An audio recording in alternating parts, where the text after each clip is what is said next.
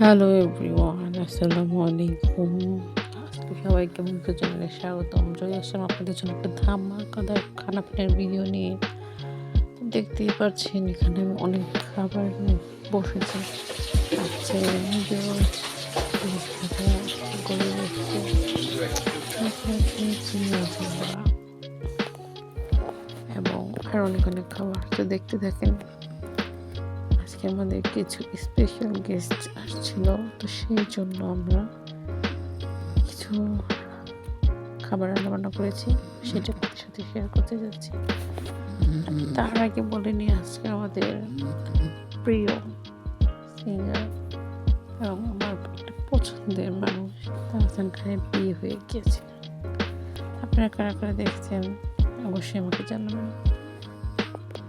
তো আপনারা এখানে দেখতে পাচ্ছেন ইলিশ ভাজা চলছে। তো সকল রান্না আমরা আপনাদের সাথে শেয়ার করতে পারিনি, কারণ আমাদের বাসায় একটা খুবই খারাপ নিউজ সকাল আসছে। আমার মামির মা মারা গিয়েছে, তাই সকাল থেকে যেহেতু ইনভাইটেড গেস্ট আসবে, রান্নাবান্নাটা করতেই হয়েছে, কিন্তু আপনার সাথে রান্নাটা শেয়ার করতে পারি না, আমি খুবই দুঃখিত। এখানে দেখতে পাচ্ছেন সালাদ কাটা হচ্ছে, গরু করা হচ্ছে, বিভিন্ন রকমের খাবার আইটেমগুলো পরিবেশন করার জন্য সবাই আমরা একটু প্রিপারেশন করছিলাম। এখানে আমার ছোটো ভাইয়ের বউ মানে সুমাইয়া সব খাবার পরিবেশনের জন্য গরম করে, যেহেতু এখন শীতের সময়, তো খাবারগুলো গরম গরম পরিবেশন করলে খেতেও ভালো লাগে।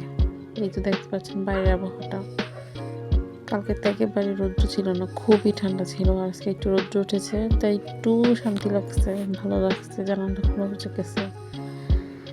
আর তো দেখতে থাকেন আমরা কী কী খাওয়া দাওয়া করলাম, কী রান্না হলো। এই তো এখন গরম গরম গরুর গোশতের তরকারি পরিবেশন করার জন্য নিয়ে আসলাম। ধোয়া ওঠা গরুর গোশতের তরকারি কার কার পছন্দ অবশ্যই আমাকে কমেন্ট করে জানাবেন। আপনাদের কমেন্টের মাধ্যমে আমি আমার ভিডিওগুলো দেওয়ার জন্য খুবই অনুপ্রাণিত হই। বারবার বলি, কেউ কিচ্ছু মনে করবেন না। যারা আমার ভয়েস পছন্দ করেন না তাদের জন্য আমি দুঃখিত, কারণ আমার ছোটো বাচ্চা আছে, ওকে ঘুম পাড়িয়ে নিয়ে তারপর আমাকে আমার ভিডিওগুলো এডিট করতে হয়, আর সেই জন্য আমি কখনো আস্তে কখনো জোরে এরকম ভয়েস দেওয়ার মাধ্যমে ভিডিওগুলো এডিট করি।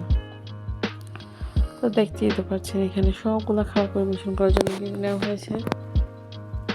পোলাও আছে, ভাত আছে, গরুর গোশতের তরকারি, সবজি আছে, চিংড়ি, ইলিশ ভাজা। এই তো আমাদের জাতীয় ইলিশ, খুবই খুবই মজাদার, সবার প্রাণ